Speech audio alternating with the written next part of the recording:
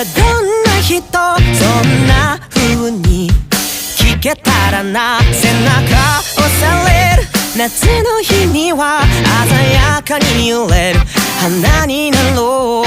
白熊のように涼しげでいたいの。でもこの熱には募る。今時ドキドキが高ぶって勇気を持って声かける。さすがにそろそろあなたに恋する。私に気づいてほしいのです。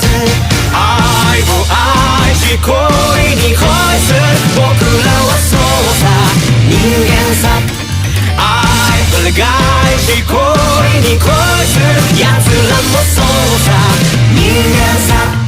僕って人